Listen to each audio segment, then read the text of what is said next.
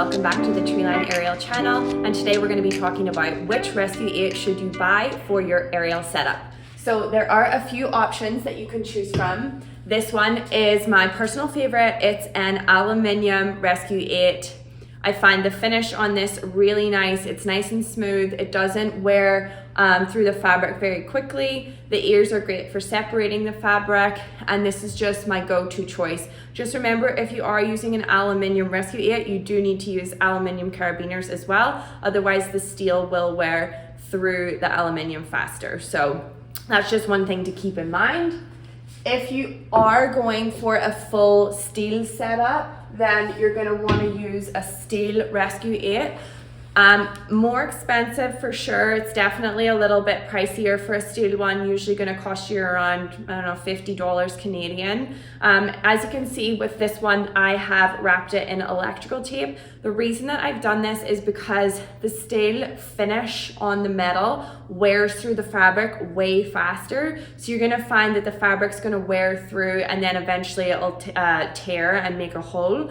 Once you've made a hole or tear in your rigging, you can't use it anymore. It's not safe to use. So I actually don't use steel rescue 8s anymore for that reason. Yes, they are way more heavy duty, especially if you are a studio owner. That was one of the reasons in the beginning why I did buy all steel setups, was because it was just getting more use, and I wanted everything steel. I wanted it like extra heavy duty and like robust. But it was wearing through my fabric, and I had to get rid of a whole bunch of fabric within honestly less than 6 months. So I don't use it anymore. These are all of our performance silks, so we still do have a couple kicking around. But if you are going to go for steel, I would recommend wrapping the rescue 8 in either cloth or a rag or electrical tape, whatever is your easiest option there, and then it'll wear through that first before it actually wears through the fabric. And then you also have another option, which is an O-ring. These are actually really great for hammock. These are way cheaper. They're like $10 to $15. And they do still do the same job, so you can still rig for silks with these. These are steel again, but actually compared to the Rescue 8, these have not worn through my silks very quickly. Maybe it's just there's a less surface area on them, but I definitely find I've got way more life out of these.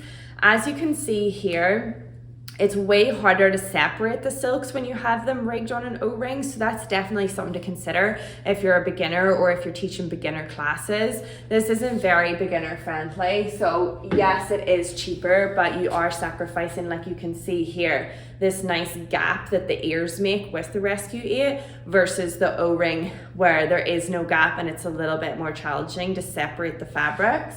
So that is something to consider as well. But a great option if you are on a budget, or if you have a hammock set up as well and you want to switch between rigging the two.